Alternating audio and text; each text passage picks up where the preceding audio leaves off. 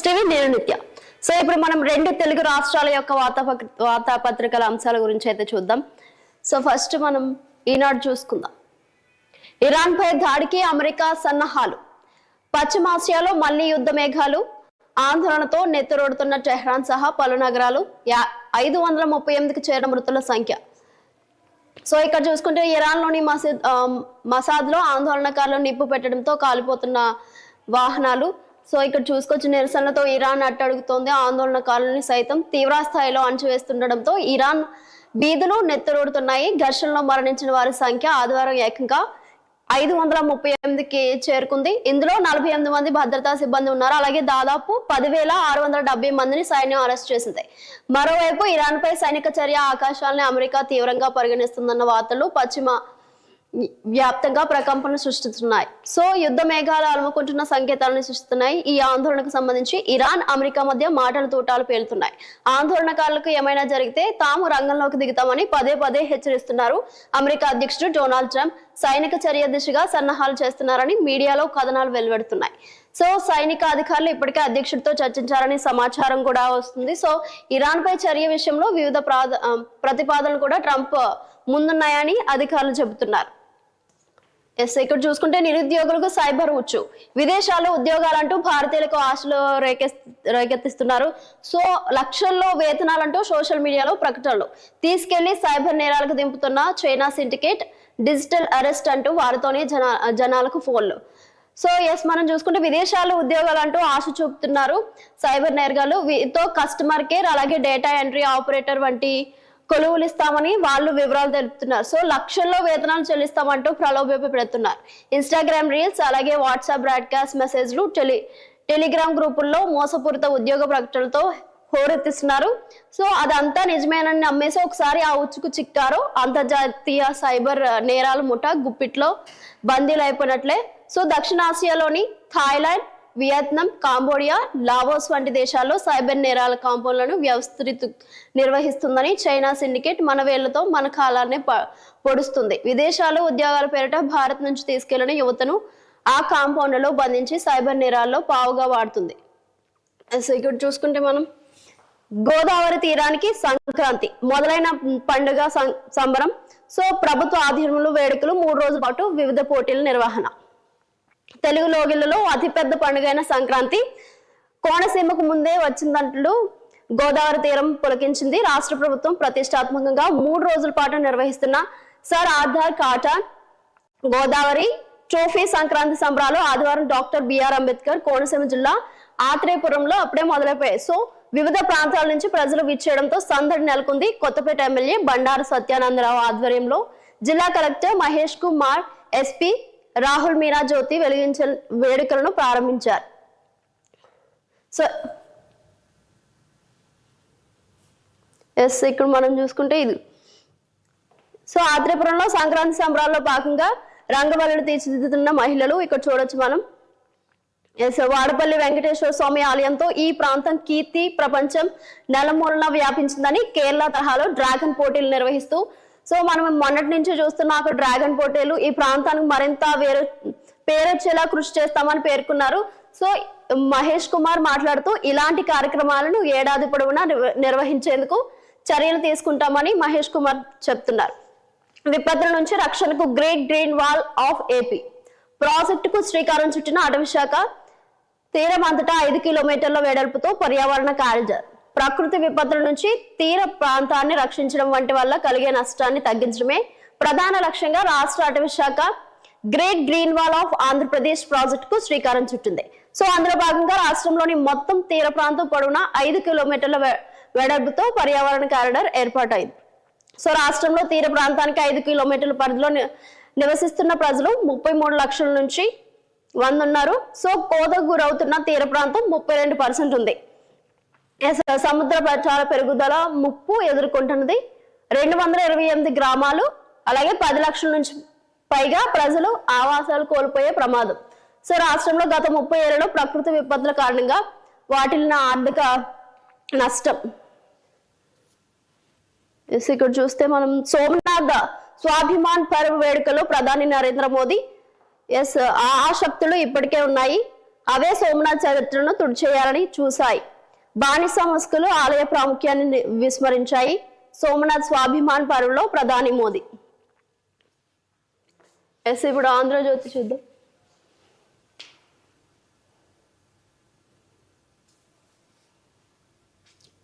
ఇక్కడ చూసుకుంటే అలిపిరిలో టీటీడీ ఏర్పాటు చేసిన శ్రీ వెంకటేశ్వర సంప్రదాయ ఆలయ శిల్ప శిక్షణ సంస్థ SVITSA కాలేజ్ ఉంది. దేవతామూర్తుల విగ్రహాలను స్థాపితులను తయారు చేయడం దీని లక్ష్యం. 7 కొండల ముఖద్వారం కనిపించేలా ఈ శిక్షణ సంస్థను ఏర్పాటు చేశారు. ఇంతటి విశిష్టత ఉన్న ఈ సంస్థకు కూల్చేందుకు టీటీడీ బోర్డు నిర్ణయం తీసుకుంది. సో అక్కడ భక్తుల కోసం టౌన్షిప్ నిర్మించాలని టీటీడీ చైర్మన్ బిఆర్ నాయుడు స్వయంగా ప్రతిపాదించారు. అలాగే బోర్డులో ఆమోదింపు చేసుకుని తీర్మానం కూడా చేయించేశారు. వాస్తవానికి అలిపిరి చెల్లోపల్లి రహదారిలో తిరుపతికి సమీపంలో పేరూరు గ్రామ పరిధిలో టౌన్షిప్ ఏర్పాటు చేయాలని ఇంజనీరింగ్ అధికారులు ప్రతిపాదించారు.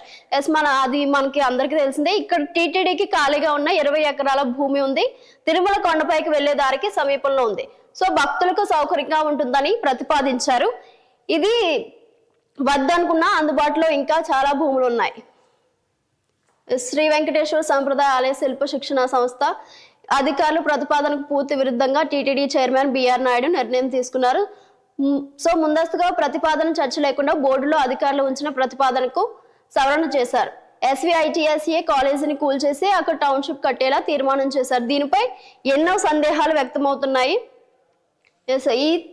ఈ తీరిక ఏమిటి? తిరుమలేశ ఈ తిరకాసలు ఏమిటి? తిరుమలేశ నిబంధనలకు టీటీడీ బోర్డు తూట్లు. ఈసారి ప్రఖ్యాత శిల్ప శిక్షణ సంస్థకు ఎసరు. సో ప్రతిష్టాత్మక తిరుమల తిరుపతి దేవస్థానంలో అసలు ఏం జరుగుతుంది? టీటీడీ పాలక మండలిలో సభ్యులు అధికారులు ఏం చేస్తున్నారు? ధర్మ పరిరక్షణ సంస్థ అయిన టీటీడీ బోర్డులో నిబంధనలు ఎందుకు ఉల్లంఘిస్తున్నారు? వరుసగా చోటు చేసుకుంటున్న వివాదాస్పద అంశాలను భక్తులు ఆందోళనకు గురి చేస్తున్నాయి. ఇటీవల మాజీ మంత్రి యనమల ప్రైవేట్ ఆలయాన్ని టీటీడీ పరిధిలో తీసుకురాగా మొన్న బోర్డు సభ్యుడిగా ఉన్న జంగా కృష్ణమూర్తికి చెందిన ట్రస్ట్ కు కొండపై భూమి కేటాయించారు. సో తాజాగా అలిపిరి సమీపంలో ఉన్న శ్రీ వెంకటేశ్వర సంప్రదాయ సో అధికారుల ప్రతిపాదనకు బదులు SVITS లో టౌన్షిప్ నిర్మాణానికి బోర్డులో ఆమోదించిన తీర్మానం. ఏమిటి పరీక్ష? టెట్ పై ఉపాధ్యాయుల ఆవేదన. ఎక్కువ మంది 50 ఏళ్లు దాటిన వారే విధులు నిర్వహిస్తూ సన్నద్ధమయ్యేదేలా. గణితం, బయాలజీ, PS టీచర్లకు మరీ అవస్థ. వారి సబ్జెక్టులో 20 మార్కులకే ప్రశ్నలు, మిగిలిన 2 సబ్జెక్టుల నుంచి 40 మార్కులకు. ఇలాగైతే అర్హత ఎలా సాధించాలని ప్రశ్న.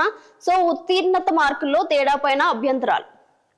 కొత్తగా BEd, D.Ed చేసిన విద్యార్థి స్థాయిలో ఈ వయసులో మేం టెట్ కు ప్రిపేర్ కాగలమా? దాదాపు 20 ఏళ్ల ఉద్యోగం జీవితం తర్వాత ఇప్పుడు పరీక్షలు రాయాలంటే ఎలా? 50 ఏళ్లు దాటిన వారు కొత్తగా కోర్సులు చదివే విద్యార్థుల సన్నద్ధత ఒకేలా ఉంటుందా? టెట్ పై ఉపాధ్యాయ వర్గాలు విస్తృతంగా సాగుతున్న చర్చ ఇది. సో ఉపాధ్యాయ అర్హత పరీక్షపై కొద్ది నెలలుగా ఆందోళన వ్యక్తం చేస్తున్న టీచర్లలో తాజాగా విడుదలైన పరీక్ష ఫలితాల్లో ఆందోళన మరింత పెరిగిపోయింది. స్టెట్ లో ఇన్ సర్వీస్ టీచర్లు 47.82% మంది ఉత్తీర్ణత సాధించారు. సో ఇతర అభ్యర్థుల ఉత్తీర్ణత శాతం 39.27% ఉంది. సో దీంతో పోల్చితే ఉపాధ్యాయుల ఉత్తీర్ణత శాతం మెరుగ్గా ఉన్నట్లు కనిపిస్తుంది. సో మత్తు కోళ్లు సొమ్ములు కొల్లగొట్టేందుకు ఎత్తులు. మత్తు మందుతో కోళ్లను చిత్తు చేస్తారు. జోడి పందాల్లో లాఘవంగా డబ్బు లాగేస్తారు. జాగ్రత్తగా ఉండకపోతే జేబులు గుల్లే. కోడి పందాల్లో కనిపెట్టలేని మోసాలు. డమ్మి కత్తులు. జూదం అంటేనే మోసం. మన అందరికీ తెలిసింది. మహాభారత కాలం నుంచి అదే జరుగుతుంది. కోడి పందాలైనా, పేకాడ, గుండాట లాంటి గ్యాంబ్లింగ్ గేమ్లైనా చివరికి మిగిలేది జేబుకు చిల్లే. మన రాష్ట్రంలో సంక్రాంతి వచ్చిందంటే జూదగాళ్లకు హుషారు వస్తుంది. బరిలో కోడి కాళ్ళు దువ్వుతుంటే ఆస్తులు పణంగా పెట్టడానికి పందెం రాయలు సిద్ధమవుతారు. పౌరుషంగా పందేల మీద పందేలు కాస్తారు. మోసగాళ్ళకు కావాల్సింది ఇదే. గెలిచే కోడి ఓడిపోతుంది, ఓడిపోతుంది అనుకున్న కోడి గెలుస్తుంది. కోడ్ల చేతులు మారిపోతాయి, జీవితాలు తారుమారైపోతాయి. పెద్ద సంఖ్యలో యంత్రాలతో నిర్మిస్తున్న గ్రీన్ ఫీల్డ్ ఎక్స్ప్రెస్ వే ఒక రహదారి 4 గిన్నిస్ రికార్డుల మోతెక్కించిన బెంగళూరు, కడప, విజయవాడ ఎకనామిక్ కారిడార్ 24 గంటల్లో 28.89 కిలోమీటర్ల రహదారి 10,655 టన్నుల కాంట్రాక్ట్ తో 2 రికార్డులు సాధించింది. సో 7 రోజుల్లో 156 కిలోమీటర్ల రహదారి 57,500 టన్నుల కాంక్రీట్ తో మరో 2 రికార్డులు.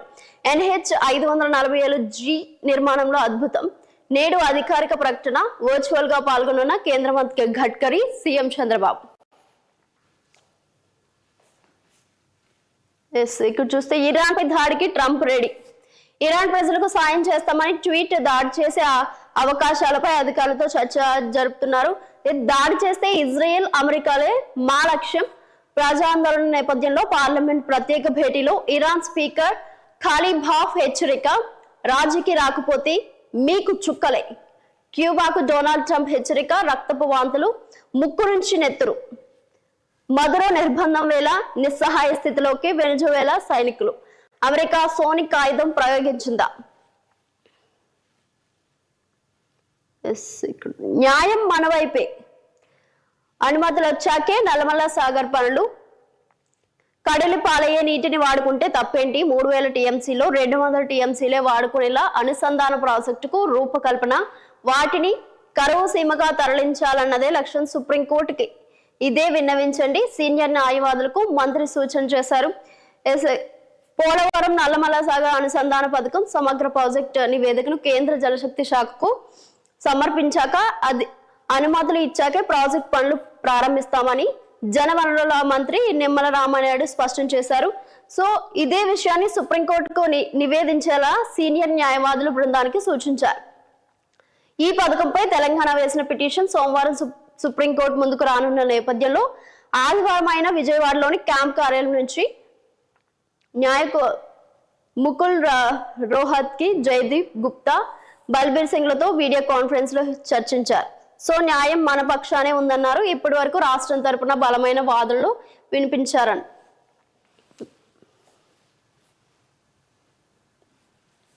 ఇప్పుడు సాక్షి చూద్దాం.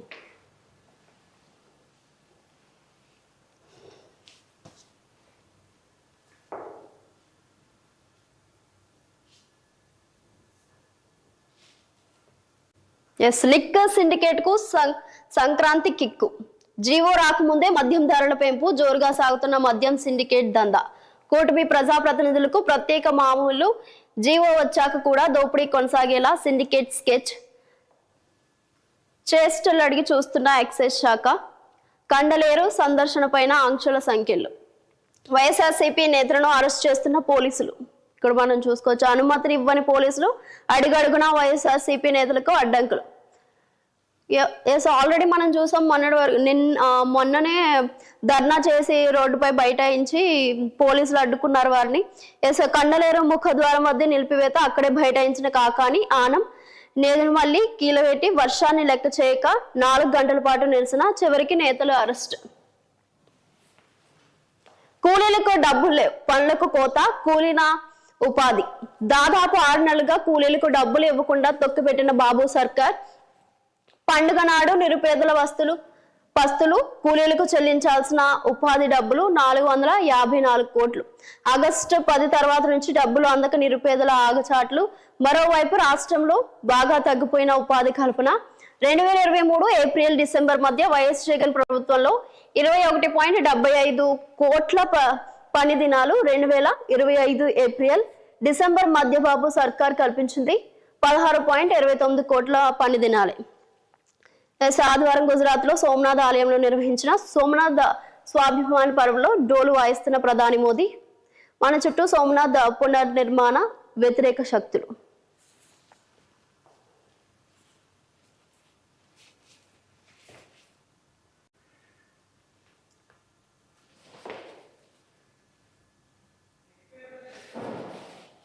నెక్స్ట్ V6 చూద్దాం.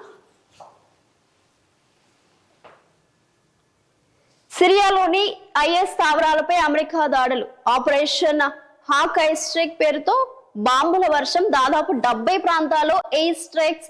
డిసెంబర్ 13న అమెరికా దళాలపై ఐఎస్ అటాక్. అంతకు ప్రతీకారంగానే దాడులు చేస్తామన్న అమెరికా.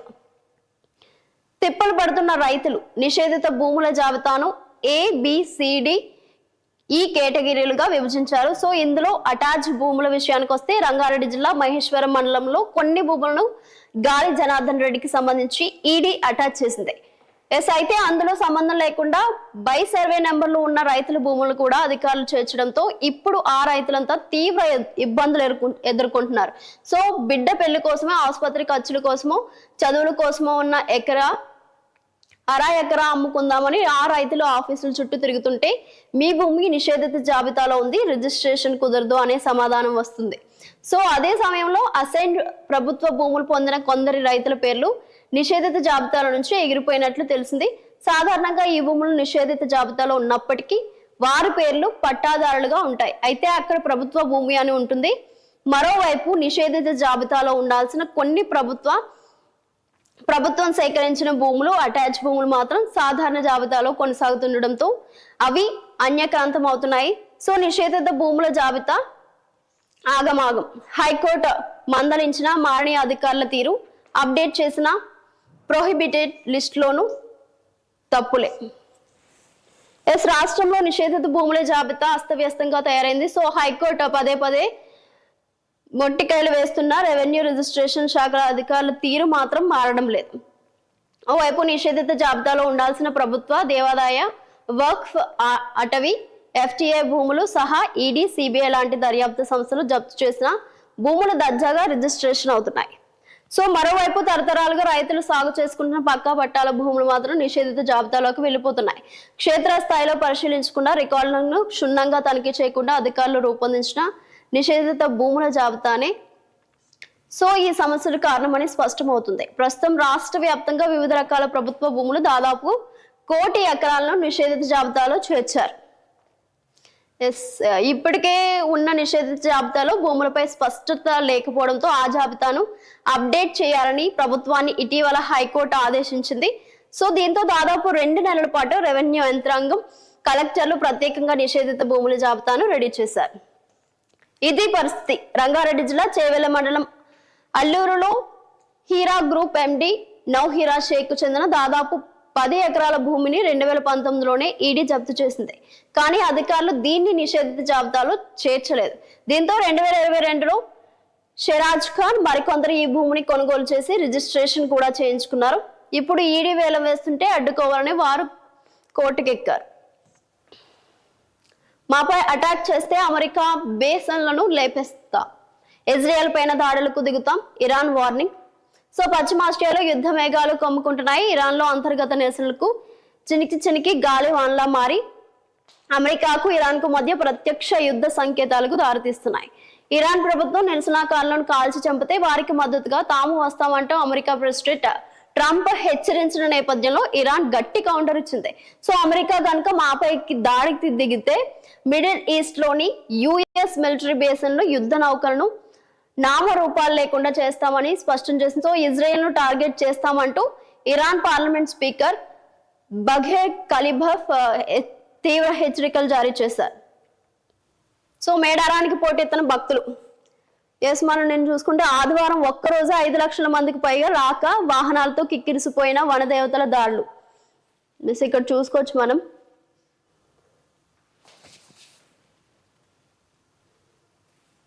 సెక్రటేరియట్ లోనే పెద్ద సస్పెన్స్ థ్రిల్లర్. సినిమా టికెట్ రేట్ల పెంపుతో సంబంధం లేదన్న సినిమాటోగ్రఫీ మంత్రి హరీష్. శాఖ ఒకరిది, పెత్తనం మరొకరిది. జీవో ఇచ్చేది ఇంకొకరు. మంత్రికి తెలియకుండా నిర్ణయమా? ప్రభుత్వాన్ని నడిపిస్తున్నది ఎవరు? మొన్నటి ఎన్నికల్లో ఓడిన వ్యక్తి దీని వెనుక ఉన్నారు. కోమటిరెడ్డిని చూస్తే జాలేస్తుందని ఒక్కో సినిమాకు ఎన్ని కోట్లు వసూలు చేస్తున్నారో బయట పెడతామని వెల్లడి. సో రాష్ట్రంలో ఇప్పుడు థియేటర్లో కన్నా సెక్రటేరియట్ లోనే పెద్ద సస్పెన్స్ థ్రిల్లర్ సినిమా నడుస్తుందని మాజీ మంత్రి బీఆర్ఎస్ ఎమ్మెల్యే హరీష్ రావు అంటున్నారు. సో రాష్ట్రంలో అసలు ప్రభుత్వం ఉందా, ఉంటే ఎవరికి కంట్రోల్లో ఉందనే అనుమానాలు కలుగుతున్నాయని ఆదివారం ఓ ప్రకటనలో హరీష్ రావు విమర్శించారు. నెత్తరు నేలపాలు. 3 ఏళ్లలో 6,000 యూనిట్ల రక్తం మట్టిపాలు 56,000 యూనిట్లు ఆర్డర్ చేస్తే అందింది 44,000 యూనిట్లే. ఎక్కువగా వేస్ట్ అవుతున్నది ప్లేట్లెట్స్, ప్లాస్మాని. సగానికి పైగా ఎక్స్పైరీ డేట్ దాటడమే కారణం. అవసరం లేకున్నా ఆర్డర్లు, డాక్టర్ల ముందస్తు జాగ్రత్తతో తిప్పలు. రాష్ట్రంలో 50 బ్లడ్ బ్యాంకులు, Indo medical college study. So రక్తదానం ప్రాణదానం అని జనం ముందుకొచ్చి బ్లడ్ ఇస్తుంటే అది ఆపదలో ఉన్నోళ్లకు అందకుండా పోతుందని, బ్లడ్ బ్యాంకుల్లోనే మగ్గిపోయి చివరికి మట్టి పాలవుతున్నదని, మన రాష్ట్రంలో బ్లడ్ బ్యాంకులో రక్త నిల్వలు వినియోగంపై ఇండోర్కు చెందిన ఇండెక్స్ మెడికల్ కాలేజ్ చేసిన స్టడీలో షాకింగ్ విషయాలు అయితే వెలుగులోకి వచ్చాయి. గత 3 ఏళ్లలో రాష్ట్ర వ్యాప్తంగా 50 బ్లడ్ బ్యాంకుల్లో స్టడీ చేయగా ఇక బ్లడ్ వేస్టేజ్ ఏ డికేడ్ పెరుగుతున్నట్లు తెలుస్తుంది. సో 2022లో 11.7% ఉన్న బ్లడ్ వేస్టేజ్ 2023 నాటికి వచ్చేసరికి 11.8. సో 2024లో ఏకంగా 13.3% పెరిగినట్టు వెల్లడైంది. సో ఈ 3 ఏళ్ల కాలంలో దాదాపు 6,774 యూనిట్ల రక్తం మట్టి పాలైందని తేలింది. ముఖ్యంగా 2024లోనే అత్యధికంగా 2,292 యూనిట్ల రక్తం వృధా కావడం ఆందోళన కలిగిస్తుంది. నిర్వహణలో ఫెయిల్, బ్లడ్ గ్రూప్ లేబుల్ తప్పుగా అంటించడం, పేషెంట్ ఐడి తప్పుగా రాయడం లాంటి చిన్న క్లరికల్ తప్పుల వల్ల కూడా విలువైన రక్తం వృధా అవుతుంది.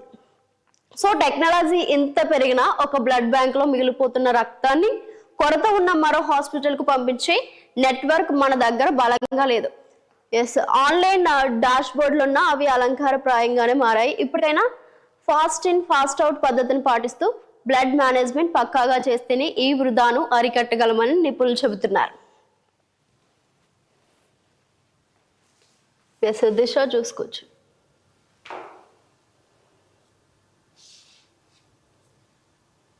సంక్రాంతి చుట్టం కావద్దు కట్టం. సంక్రాంతి పండుగ వస్తుందంటే చాలు కోనసీమ అందాలు, ఆంధ్ర ఆతిథ్యాన్ని స్వీకరించాలని చాలా మంది టూర్ ప్లాన్ చేస్తూ ఉంటారు. అక్కడికి వెళ్ళాలంటే అక్కడ వ్యక్తులు స్నేహితులు అవ్వాలనే రూల్ ఏమీ లేదు.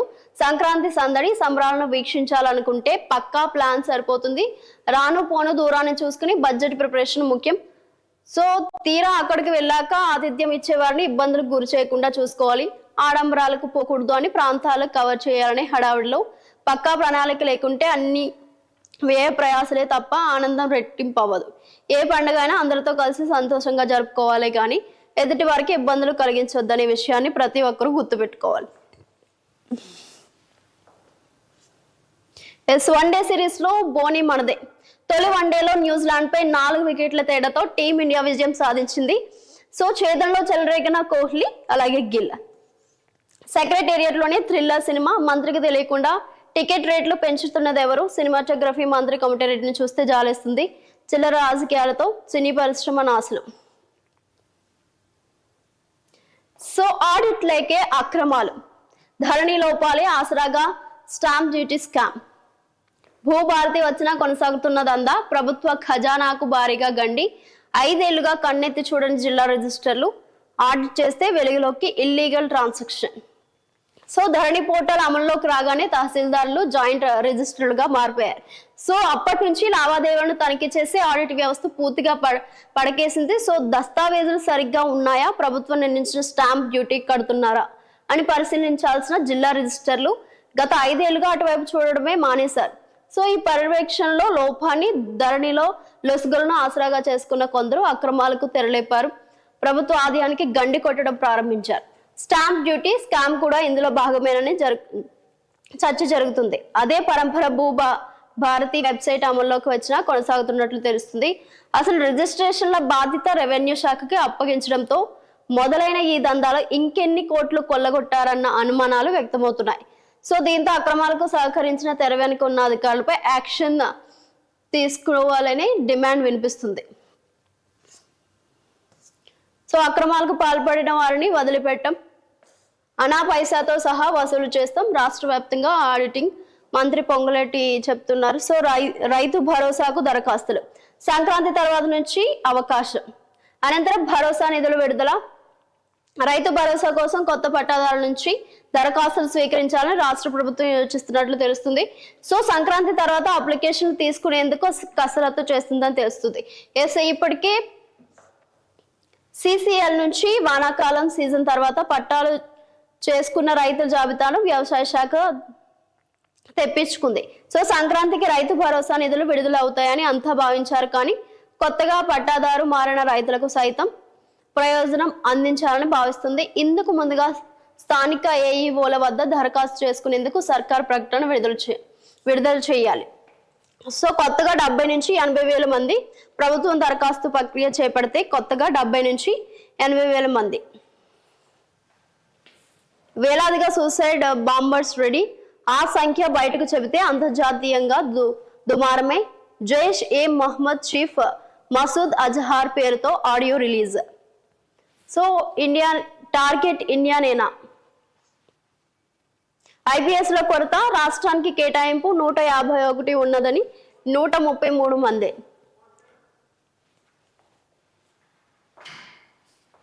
మనం ఇప్పుడు స్పోర్ట్స్ చూద్దాం.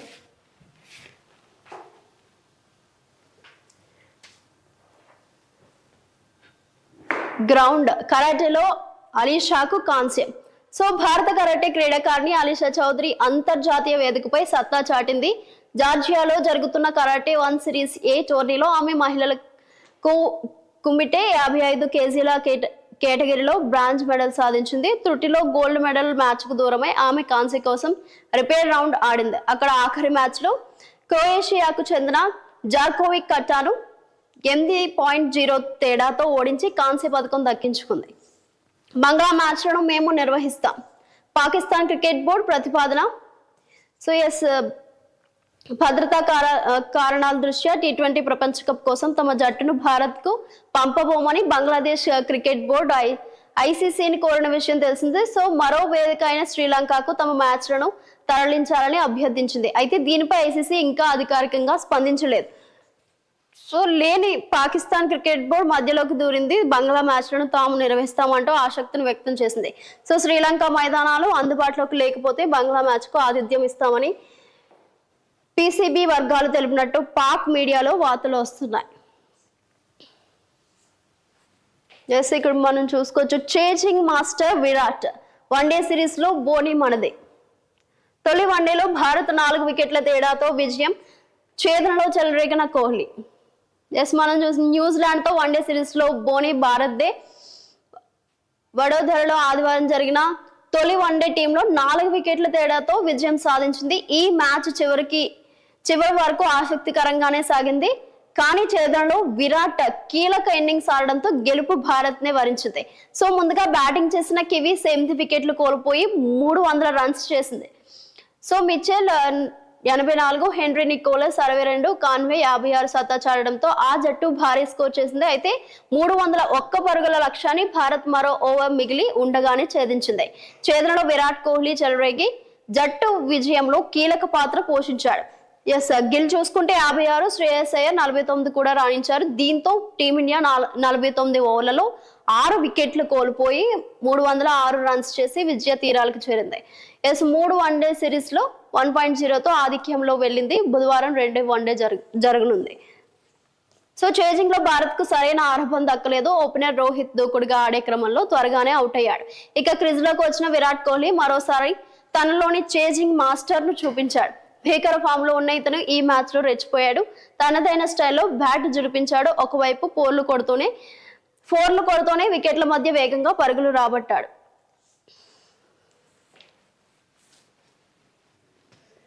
సచిన్ తర్వాత కోహ్లీనే అంతర్జాతీయ క్రికెట్ లో 28,000 రన్స్ పూర్తి ఆతిథ్యక రన్స్ చేసిన రెండో ప్లేయర్ గా ఘనత. రికార్డుల రారాజు భారత దిగ్గజ క్రికెటర్ విరాట్ కోహ్లీ తన కెరీర్ లో కీలక మైలురాయిని చేరుకున్నాడు. ఇవి ఈ రోజు వార్తాపత్రికల అంశాలు. చూస్తూనే ఉండండి 6 టీవీ.